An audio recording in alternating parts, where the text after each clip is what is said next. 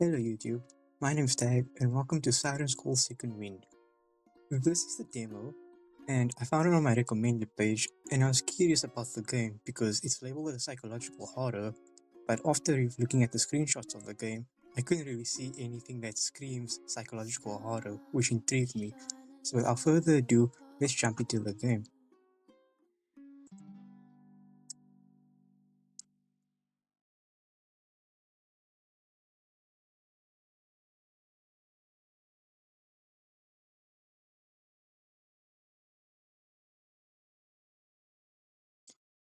If you love to be 100, I want to. If you love to be 100, I want to love to be 100 minus 1 day, so I never have to live without you.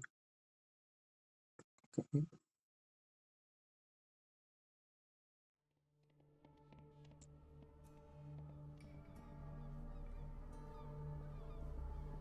It's amazing. The things we fail to notice.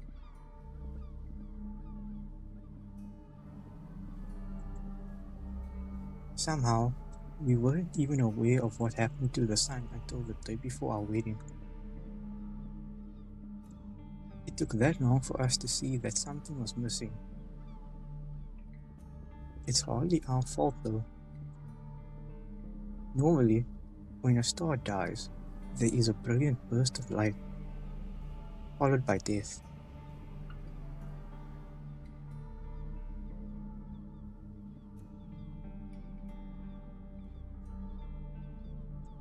That's the entire point of a black hole.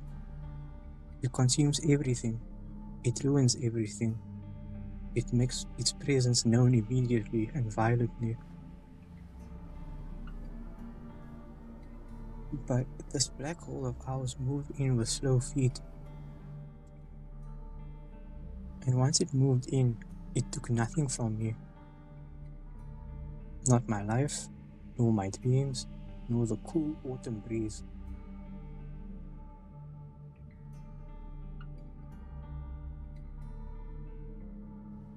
So it didn't make sense for it to take my wedding day either. It's not that I'm ignoring it. At this point, how could I? It's right there. A black swirling blot polluting the otherwise pristine tropical sky. Everyone can see it. You could argue that the fact we can even witness this hole in the first place goes to show how defective it really is. Scientifically speaking, we all should be dead by now. But the morning light still came and the wind of life still moves around us. I still hear wedding bells.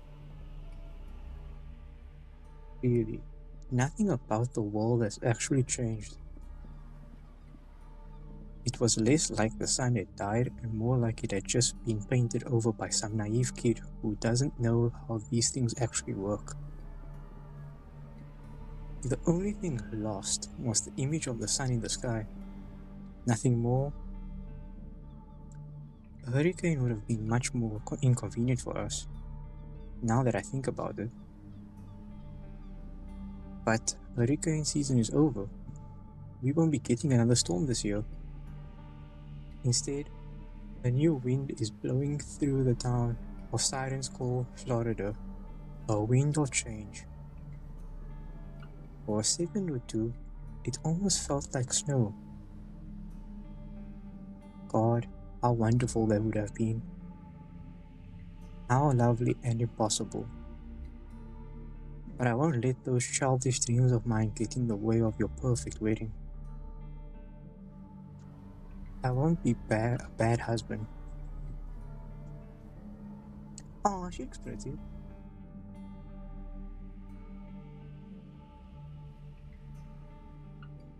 Andy, you won't let a little cosmic anomaly like this slow you down, right? You're too strong for that. Nothing could ever steal your life. So I won't let it steal mine either. That's how it's always been for us. And today will be no different. Today belongs to oh my god. And today belongs to us, no one else. Okay. That's why everybody's here. They came here for us. To see the love we work so hard to build. They came for our special day. So why? Okay, that was a bit creepy. Why didn't she come too? Why wouldn't she come to Andy and I's wedding? Do I do I really mean that little to her? Does she hate me that much? She was my best friend. And yet she is the only person I invited who didn't make it. So why did she?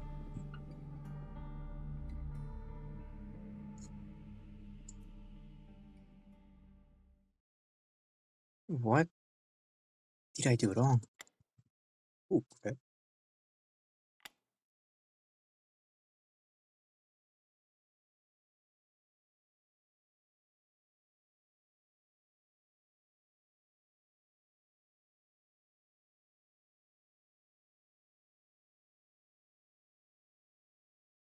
It's gonna be like a flashback, or are we gonna be in the moment? Chapter 1. The things we failed to notice.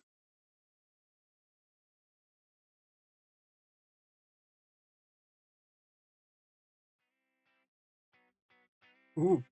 Oh yeah. And just like that, the battle is over. All that planning, all that shopping, all those boring phone calls. Anzo,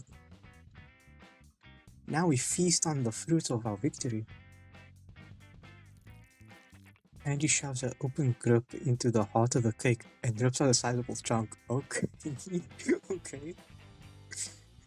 Show me that pretty mouth of your. Okay, we're getting a bit. Okay. Her absurd phrasing forces a laugh out of me. And just like that, I'm completely disarmed. Naturally, she wastes no time shoving a fistful of wedding cake into my face. The flavor of sweet vanilla and robust Angolan coffee floods my senses. I never thought a brute like her would be able to open my defenses like that. Open my defenses up like that. It only took a single sentence. What a magnificent woman.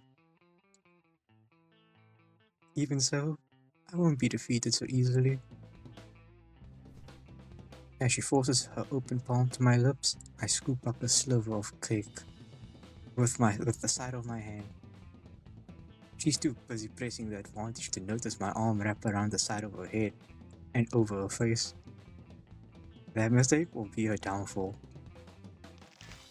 I swiftly push the thinner end of the slice into her cackling mouth and step back. Gulp. You're a dead man, Emil. You're so dead. Is that so? Well, then I suppose I'll at least die happy. You got that right. It really is a strange twist of fate. There was indeed a time I once thought that beauty was something more reserved, something classy. But I realize now that true beauty is oftentimes much more chaotic. Never in a million years would I have considered acting like such a clown, especially in public. Andy very well might be the first person to ever make me truly lose control of myself. She brings out the fool in me, and yet, somehow, I feel like a king. How different the state of being is from what I'm used to. How gleeful and strange. Maybe autumn really is the season of change. Though, it seems the more things around me change, the more they stay the same. Perhaps it's better this way. The happiness alone is worth its weight in gold. Violet, okay? Ah, to be young in love and covered in frosting, happiness doesn't actually weigh anything. Reminds me of college. Uh, Okay, more women. Truly, our culture is diseased. Otherwise, we'd be celebrating love like this every day. What a shame. I feel like that might get pretty expensive after a while. The wedding cake is the size of a tool shed. Could be that big. It cost about as much as one too. They should have just let me bake one. It would have taken so much off the budget. And also taken, like, what, 6 months off of your life? You've already done so much. You didn't need the extra stress. Working at NASA already takes plenty of my lifespan, dear. Sorry to say. Please don't say dark stuff like that, Judith. Yeah, Judy. If you die, who's gonna take care of Oliver? He'll end up like one of those mopey Victorian widows. He'll stick his head in an oven and make himself into an olive loaf. Wow, it's genuinely impressive how much was wrong with that sentence, Violet. Such as, I could correct you, but something tells me you don't need the attention. Me? Attention? Yes.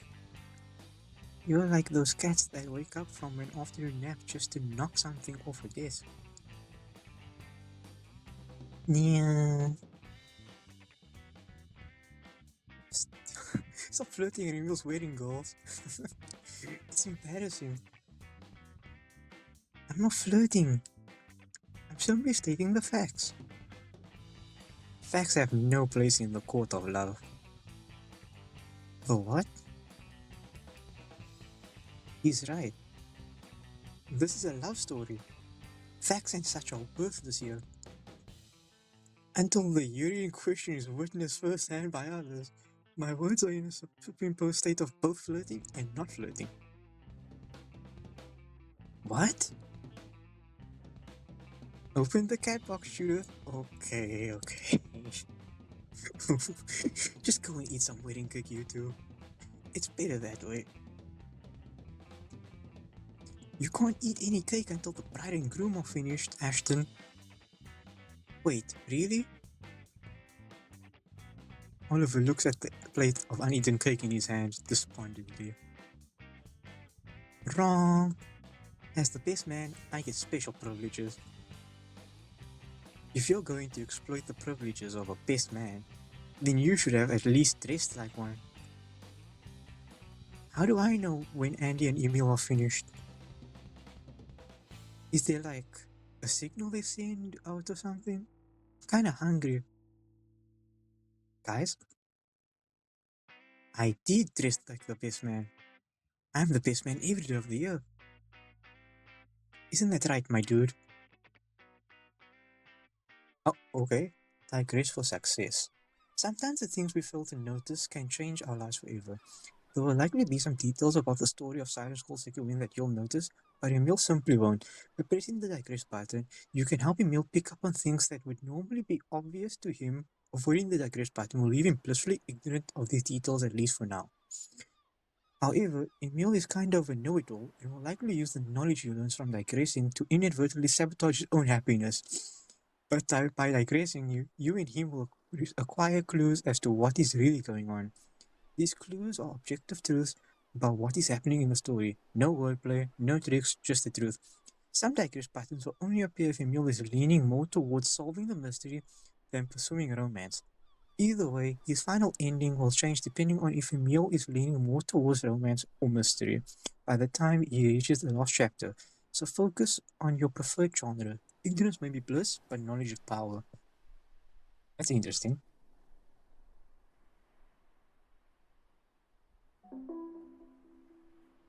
Okay. Something is off.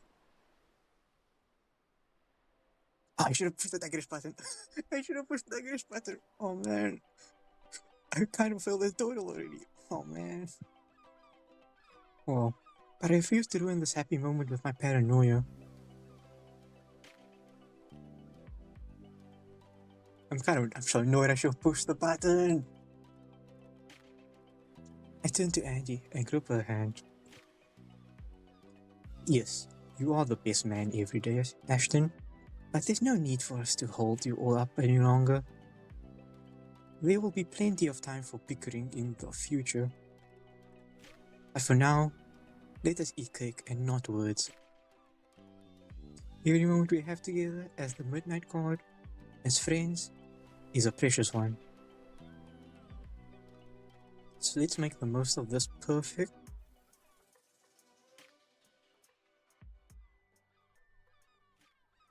Something tugs at the corner of my brain once more.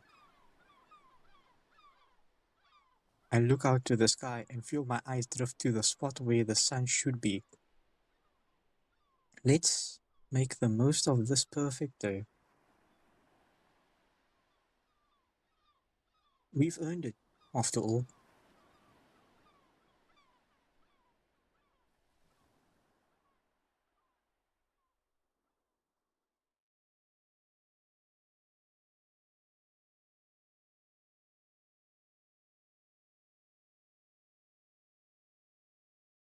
I really wonder what would have happened if I digressed. Hopefully that doesn't come to bite me in the future.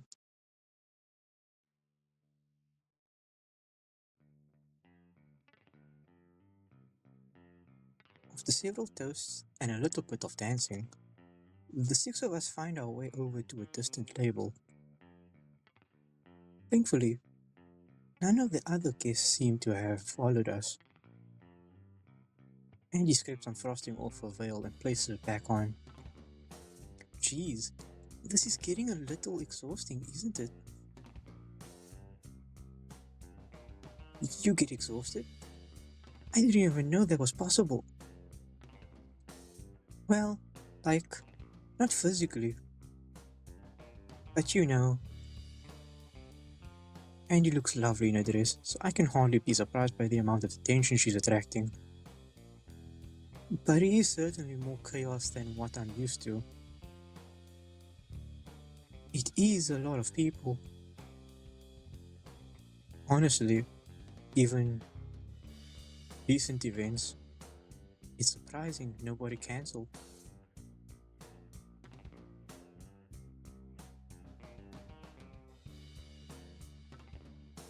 Nobody cancelled, Judith? Really? You haven't noticed yet? Somebody as observant and empathetic as you can feel her absence? Or can't feel her absence? It's fine. It's fine. Okay, I don't think it's fine, but okay. Now is the time for that. Absent feeling or not, something far more important is missing from our lives right now. We turn our attention to the sky. So, is it cool if we talk about that now? Like, are we gonna die? Because it doesn't feel like we're gonna die. If anybody here would know, it would be Judith, right? Did you get word from the Cape about what's happening yet?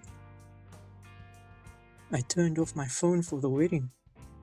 So no. You turned off your phone? Can't they fire you for that? Sure, but they'd be stupid to let me go at this point.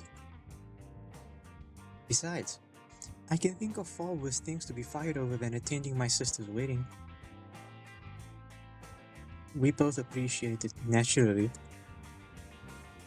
Not much you can do about the sun disappearing anyway, right? That's the strange part. From everything I've observed, it does look like a standard black hole, but from an astrophysical standpoint, that doesn't check out. I'm sure I don't need to explain why. Cause, uh, we'd all be super cold right now? The opposite, in fact. The star typically must go through the red supergiant phase before collapsing in on itself and forming a black hole. Oh, we're getting a science lesson, okay. Because of this, our sun would have already engulfed the planet long before the point we are at now. So what we're looking at is something else entirely. It's not a real black hole. That's my working hypothesis. This hole in the sky may not even exist, at least not physically. Either way, it's in God's hands now. I'm trying not to worry about it. That's a problem for future Judith. It's very likely a problem for all of us, Miss Helvig. Okay. Miss Lawrence, Oliver's old speech therapist and Violet's caretaker, sits down next to me at the table. Her thin fingers are cradling a glass of red wine. As smart as you and your friends at NASA are, there likely isn't a soul on the planet that knows for certain what this is. At least not yet. Well, even so, I welcome the challenge. Good, something tells me you're in for one.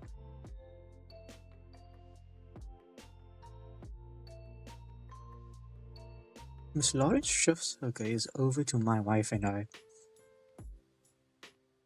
You look like a dream come true in that dress, Angelica.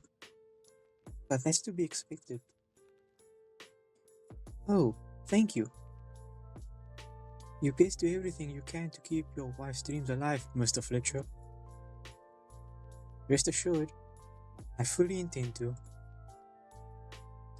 Good answer. Thank you for accepting our invitation, Miss Lawrence. It means a lot that you made it here, even though we are no longer your students. Oh, please. I wouldn't miss the wedding for the end of the world.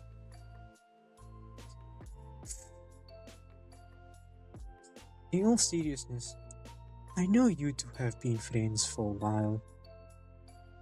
But the truth is, your journey together is just beginning. Be optimistic. I'm sure this black hole imposter is nothing more than a speed bump on the road to eternal happiness. And if it's not, then we'll die a horrible, painful death, Violet. Miss Lawrence takes a gruff swig of her wine. Or maybe we end up losing something other than our bodies. Excuse me? Everything your sister said was reasonable. There is a very real chance that what you're seeing up there may not even exist, at least not physically. It's a fine enough explanation for why no real harm has come to us. If that hole in the sky doesn't exist in physical space, then it likely doesn't suck up anything physical either.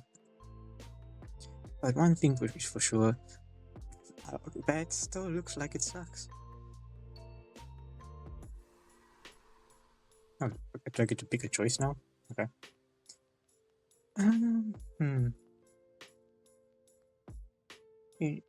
Guess whatever happens, we'll survive. Okay, moving more towards romance. Okay. Whatever happens, we will survive. I'm not super confident about that one. It feels like not having a son anymore is a pretty big change when it comes to the whole staying alive thing. If it truly felt that way, then it's likely none of us would even be here today. And yet, here we are. You think so? I've come to find that unless something is legitimately dangerous, us humans are very bad at putting off the things we want to do. Even if we never actually see the sun again and must collectively live with a massive hole in the sky, we'll eventually brush this off as easily as anything else. As chaotic as things may seem on the surface, we'll still be able to find the joy in these experiences. In the middle of this madness, we can still choose to be together. I grip my wife's hands. Oh, we've got this. Damn right we do. And you know what? Everyone here already knows that. We all know this dumb hole in the sky is no big deal. Otherwise, our survival instincts would be kicking in or something. Huh. Good point. And besides, if it's something we can't deal with, then there's no real point in worrying about it, is there? We're just the guys and gals who were around the day the sun disappeared. Give it a year or two, and that sky will seem as normal as a bird pooping on a statue. Let's hope that is the case. Either way, I trust the six of you to handle yourselves accordingly. Just keep moving forward, both in love and in life, and I'm sure everything will turn out swimmingly. Even if we actually have countless days left on this planet, we should still be living like each day. We should still be living like each day like it's our last. Okay. Miss Lawrence raises her glass and the rest of us follow suit. It's up to each of you to decide if that means trying to have a normal, peaceful day, or going for one that has something you've never experienced before. Miss Lawrence gets up from the table, popping open another bottle of red wine as she does. Dream big out there, you two. Enjoy what very well may be the strangest honeymoon in the history of Siren's Call. She leans in and slides a $50 bill into my pocket, whispering, and make sure to tend to her needs. She's tough, but a girl like her isn't used to eating that much cake. It's a big night for both of you, so be patient with her. Don't get distracted. Why do you look ominous? Why do you look ominous? Those last words of hers feels less like a blessing and more like a threat. Before I go, did you bring your 6 o'clock meds, Violet? Because if you didn't, I have a backup stash in the car. I left them at Judith's place, but 3 of us should be home by then, don't worry. Good. In that case, I'll be heading out. Big Mama's got some emails she needs to send to the school board. I'll see you all soon. Theatrical as ever, Miss Lawrence skips on out of the venue. Within a few seconds, we see her bright red convertible peel out of the parking lot and zip down the tranquil, sandy roads of Siren's Call. Big Mama? She's definitely drunk. She must be. Should she really be driving then? Probably not, but it's Florida. People know how to dodge. Alcohol likely had very little to do with how she was behaving. She's Violet's kin. Being mischievous like that is in their blood. Surely it was only a little bit of playfulness on her part. This is a wedding after all. Your aunt sure loves to talk a lot, Violet. Well, she is a speech therapist. Guess it comes with the position. Do I ever talk like that? Don't worry, Olive Oil. Just because she taught you how to speak doesn't mean you speak exactly like her. Even if you did speak like that, it's better than you not speaking at all. Besides, it's cringe, but harmless. She basically is my mom at this point anyway, you know. She definitely acts like one. You've been living with Oliver and I for almost 2 years now. You wouldn't dream of putting you in a position where you'd miss taking your medicine. That was only the wine talking, hun. And even if it wasn't, no shame in her double checking, yeah? She doesn't want Violet having another seizure any more than we do. Agreed. No shame in being cautious. Sickness is cruel. It cares not if today is supposed to be a happy one. Thank you for choosing to be here for us in the face of all this madness, Violet. I know it might have been more than a bit stressful. Sure, like I'd ever miss my best friend's big day. Violet wraps a small frame around Andy's neck and gives her a big kiss on the cheek. Aw. If I'm in pain, then this girl here would probably be rubbing out my sorrows before I can even process it. The seizure is nothing compared to the pleasure Andy's hands can bring. Okay. You're a lucky man, Emil. Okay. Welcome to the free massage club. Keep working the illness like that, kiddo, and I'll start charging you for rundowns just like everyone else. You wouldn't dare. Try me. Aw. This is gonna be very cute so far.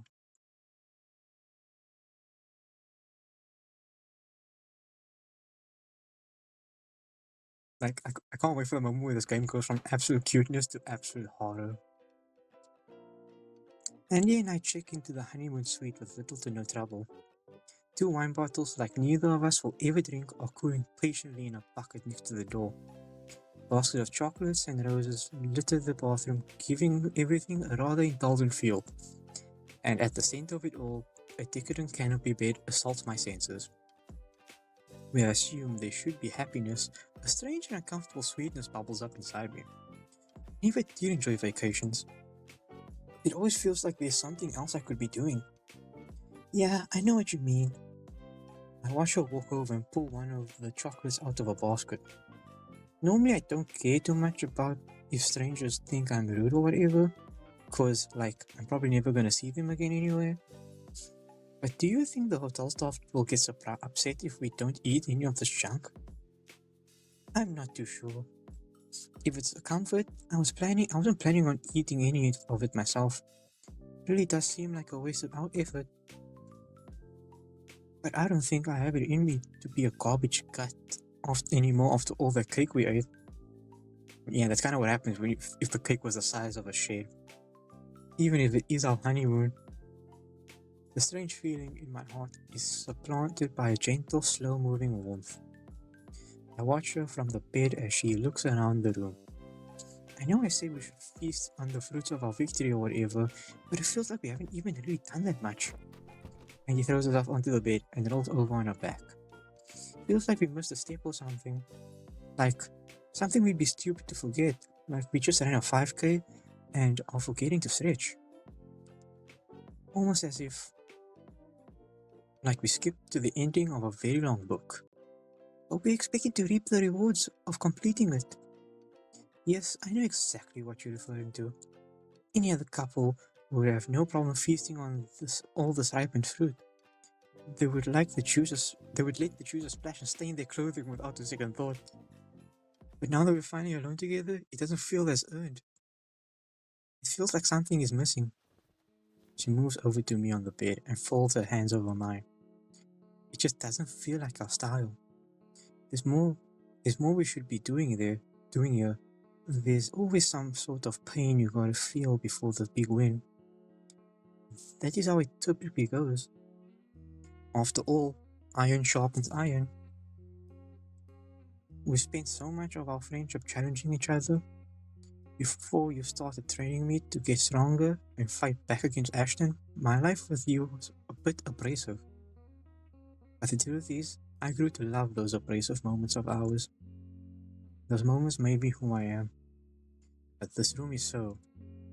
I move my hand over the silken bed sheets. Frictionless. It's stupid, but I always thought my sister was more your type. Gentle, intelligent, patient. Basically everything that I'm not, right? Kinda thought that as a twin, I was like the silver medal. There's nothing sober about you, Angelica. Kinda hard to feel that way when you've spent so much of your life losing the game of love. Like you said, we're made of iron. Nobody wants an iron medal as their prize. The two of us aren't a pair of unfeeling objects to be won. We're made of blood as well as iron, are we not? Yeah, after a while, I guess I figured that out. Still, it's nice to be wanted. We all want to be wanted at least a little bit. Doesn't even have to be a romantic kind of wanting, just something with love in it, something with value. I don't really trust people that act like they don't want to be sincerely valued by someone else. It feels like a lie. They're just afraid of the pain, but easy, painless, but easy, painless stuff is really worth doing in the first place. What kind of nerd wants easy anyway? The kind of nerd that's sick and tired of losing on hard mode all the time. But I agree, no pain, no gain. You can't make those things of connections unless you keep putting yourself out there. And besides, your type is whoever is actually best for you, isn't it? Well, facts. Just kind of speaking facts. You just gave me so much more. My feelings for Judith only left me with resentment. I thought that by trying to climb up to her level, my thin, bloody hands would finally harden into something I was proud of. But bloody hands are pointless if they bleed alone. They're pointless if they only ever lift up themselves. All that effort I made trying to be seen by her never gave me anything. Judith was already the best at everything, already the smartest, already at the top. But you, your love, your friendship, gave me something else entirely. When I look back on my life, you're the person that cared the most about if I was a better man or not the next day. You were sick and tired of seeing a skinny kid like me get bullied and spent your time training that kid to fight back. Oh, that's so sweet. Painful or not, I still always came back to lay on your anvil. That's why you were never a prize I was trying to win. That's why you were never the prize I was trying to win, be it silver or otherwise. I just wanted to continue being shaped by you. I wanted to be friends with Andy, the Iron Maiden of Siren School. And that friendship is what made me capable of getting married in the first place. Aww. It didn't matter how much that friendship hurt, because you were also getting stronger right beside me. Well, no kidding, Sherlock. Of course I'd be training with you. I didn't want to be shown up by some rando made of skin and bones. That would have been pathetic. Of course. Honestly though, if anybody here is the silver medal, it would be me. Huh? How? Well, if you fancied women at all, I doubt there's much I could have done to stop you from pursuing Ashton. You were fond of him as well, were you not? Eh, I don't think it's that simple. He's a funny guy and cool and stuff, but your BS makes me a special kind of angry. Pardon? I don't know, it's weird. When Ash made me angry, it felt more, I don't know, hopeless. Like, I don't think there's a single thing I could say to get him to start eating healthy, for instance. Probably not. She looks away from me and moves a lock of hair past her ear. But when I call you out on your nonsense, it's kind of like you actually considered it, I guess. It feels nice. You may be a brute, but you're the strongest person I know. I'd be a complete fool to trust you when it comes to matters of the human body. Can't just call me a brute on our wedding night, Emil. You've called me far worse, surely. But you're right, now is hardly the time. I apologize. Old habits, I suppose. Well, that's part of what I like about you. Okay. You actually take me seriously. Oh, even though you're so smart, you still hear me out. You may not always go with what I think immediately, but sometimes you do. And more importantly, sometimes you let what I say actually change you. Then, before I know it, I wake up one day and see that I've changed too. Even if we're made of iron, we're ever changing. like the day turning into night, or or a caterpillar turning into a butterfly.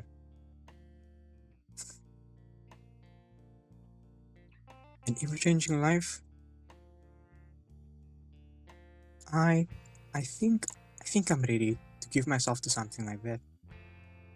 The tone of her voice is soft enough to shatter bones.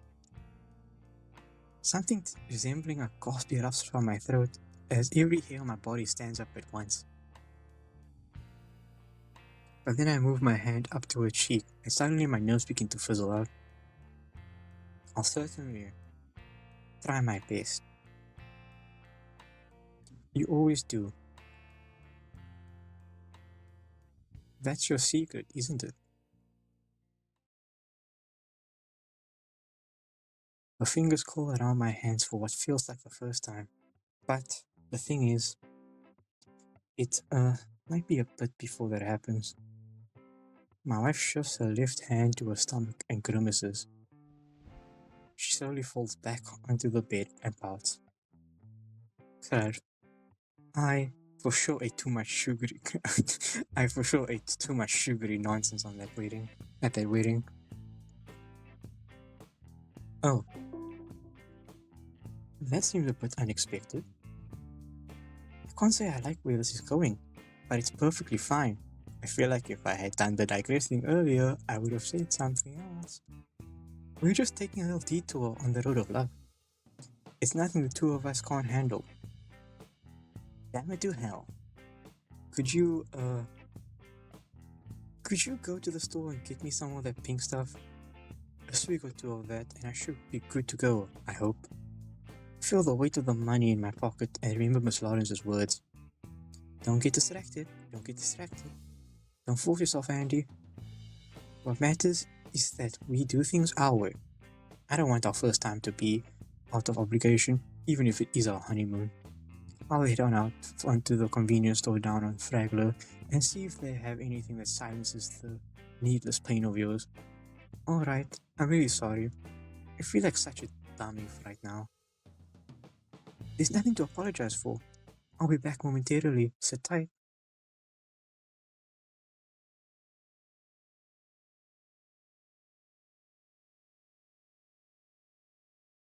I don't like how this game gives like random moments. The screen changes and it's like showing the character in like an evil way. I step out and find myself wrapped up in the crisp autumn breeze. The winds of change wet my dry, exhausted skin. As I breathe in the clean air and push out my frustration, I realize something. For the first time in a while, I'm completely alone. Not only that, but the world feels much darker than what I'm used to. Strange. I'm fairly certain it was early afternoon, but a few minutes ago. How easy it must be for twilight to creep in without the sun to follow down the horizon. I didn't even notice it.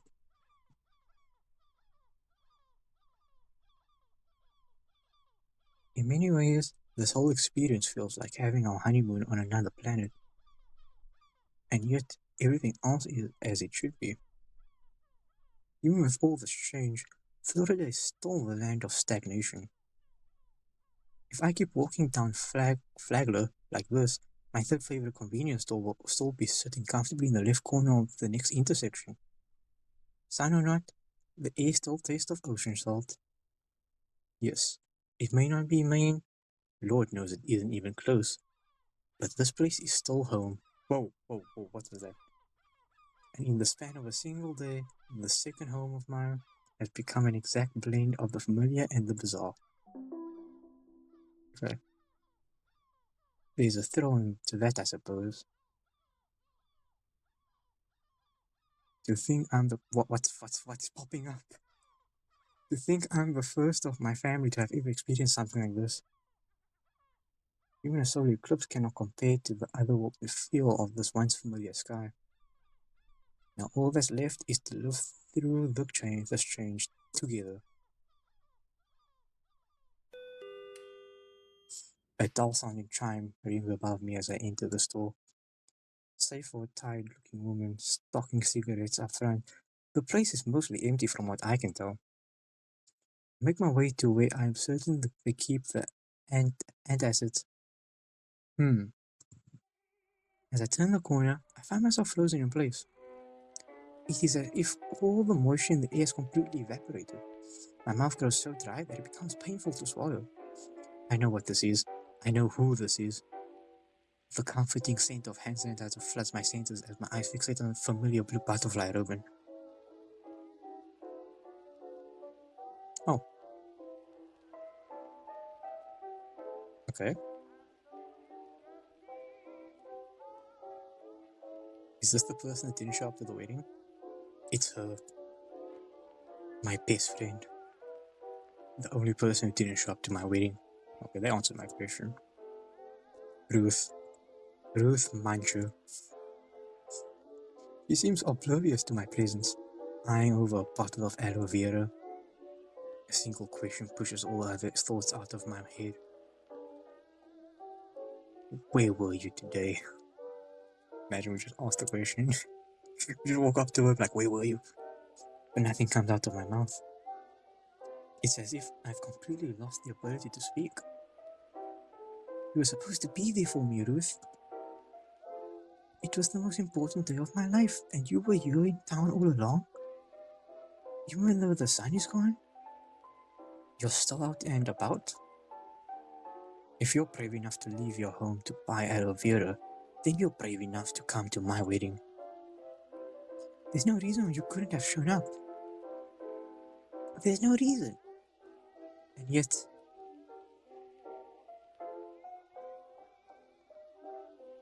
I think she noticed this.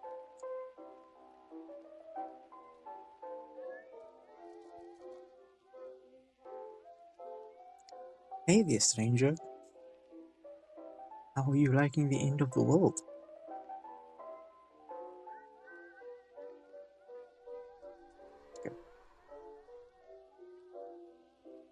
Okay, okay, let's see. Speaking now that I know you're safe, it's what I've been making it. I mean, do we really care about her? She didn't come to our wedding, so I don't know. It's like, I don't know how they chose moved more to romance, but okay. It's what I've been making it. Only a few surprises today, but it's no big deal. That's a lie. My heart feels like it's rotting from the inside out just looking at her. I've never felt more ugly in my life than I do right now. It's as if I'm looking at myself through a grimy bathroom mirror. She continues to smile. Well, the more things change, the more they stay the same. No matter how crazy things might get, somehow we always end up returning to the pleasant and the mundane. She palms a different bottle of aloe, turns it over and reads the back, and then returns it to the shelf. Funny how that happens, don't you think? She seems perfectly content in her words and movements, pleasant and cryptic, like how she was whenever I checked out a book at the library that she had already read a few months before. The smug demeanor of someone who already knows the ending long before I do. She's the same way she's always been, even now.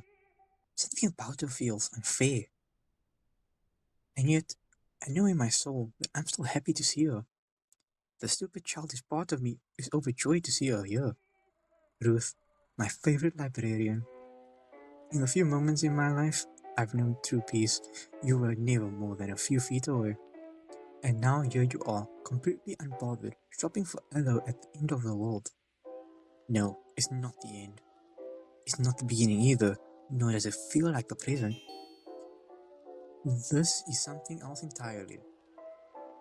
Do you feel a sunburn coming on? A stupid question. Yes, you could say that. The most painful burns are the ones that sneak up on you, aren't they? How would you get a sunburn if the sun's not there anymore? She motions to an area just above her okay, above her chest. Okay. Okay, thank you. We really need to know that. My heart flutters shamefully as I follow her movements.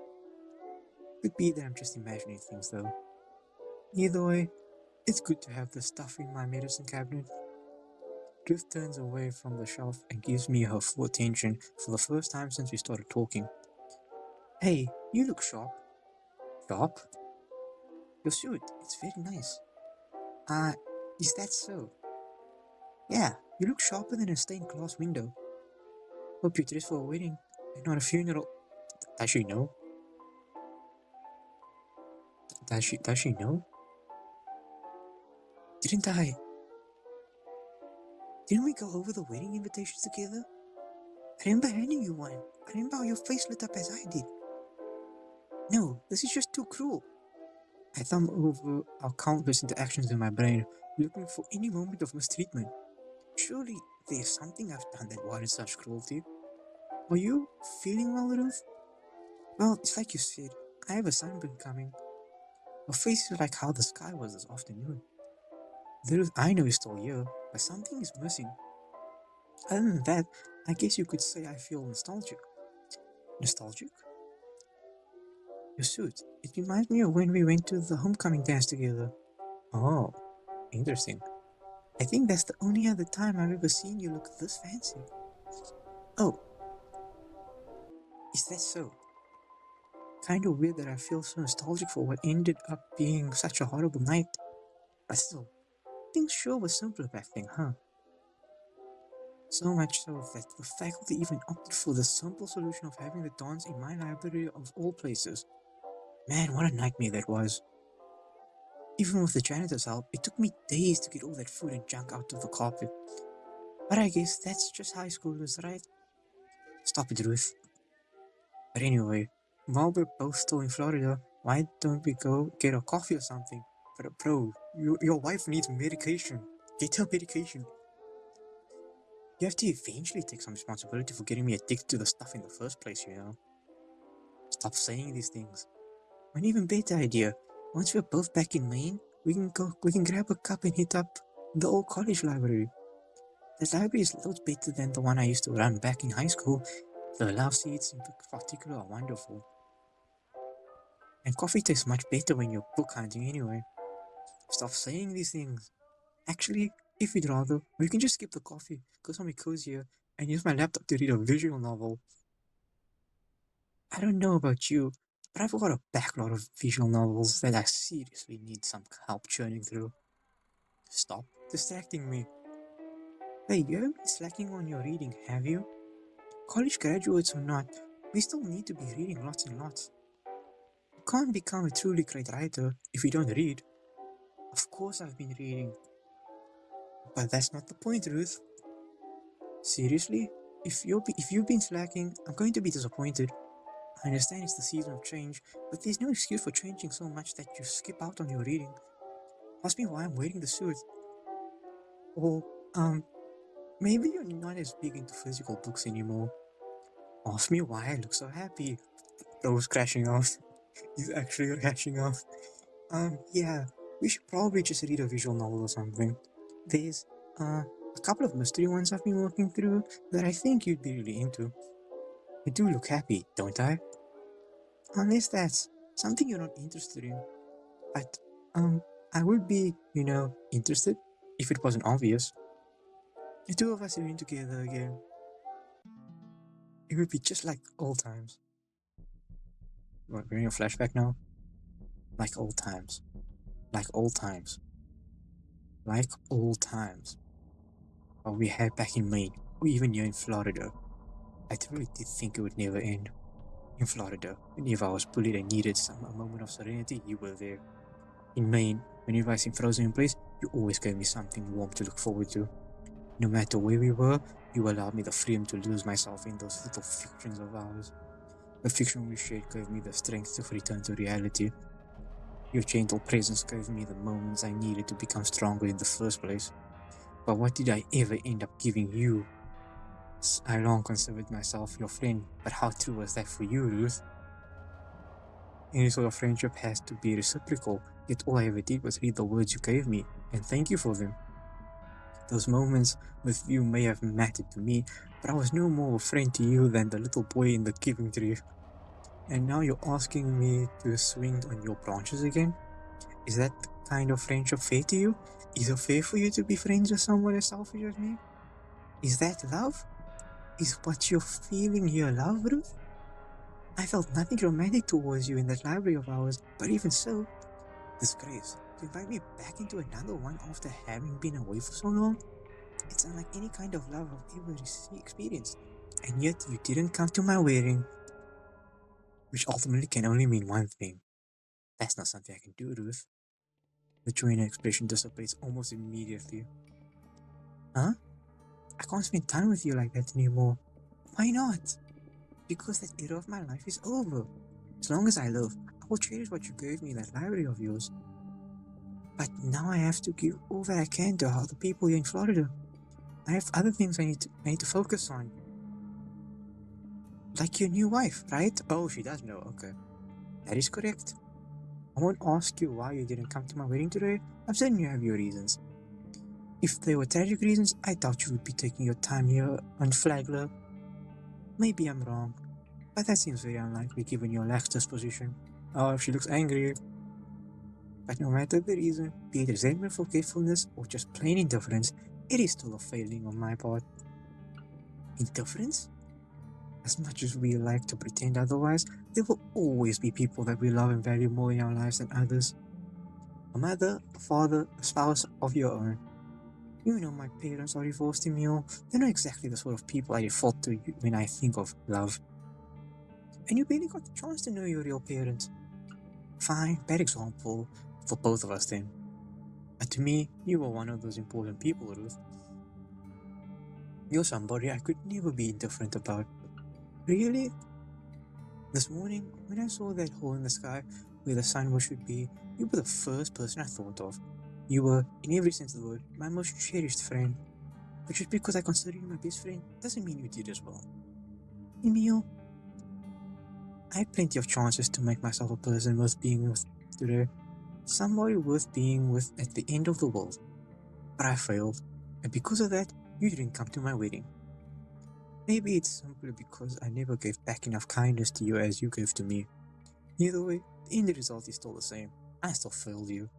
I feel awful about that. I hate myself a little for even looking at you. But how I feel about all of this doesn't really matter. No matter what I feel, you deserve to be around the people you truly cherish. That is all. I move past Ruth and reach for the only bottle of antacid I can see. What you feel doesn't matter. If you truly think that, then there really is no point in spending time together, is there? Oh, she's upset. Correct. Looks like you've got it all figured out then. Hardly. I say this with all the love in the world, but you're being very, very stupid right now. Maybe I am. Either way, go. Live well with the people you care most about. I know I squandered my chance to become one of those truly special people. So I will accept the consequences of my negligence, and I will do so gladly. I swipe the solitary bottle of antacid off the shelf. The stomp of those shoes moving away from me is all I hear until the door swing open. Did you pay for the aloe vera at least? A bottle of aloe rolls limply across the linoleum. Okay. I pick it up and put it back on the shelf. The cashier pivots from the cigarette rack and moves over to the register as I approach. She scans the antacid and I see $50 pop up on the screen. That price cannot possibly be correct. I turn the bottle over in my hand. The words "fast acting" stitched across the front in big, boldly letters. I'm not sure why, but something about this tagline feels like targeted harassment. Other than that, the bottle doesn't appear to be anything special. I pull the neatly folded $50 bill out of my pocket and shrug. Easy come, easy go, as they say. Well, that was a very good reunion with a friend.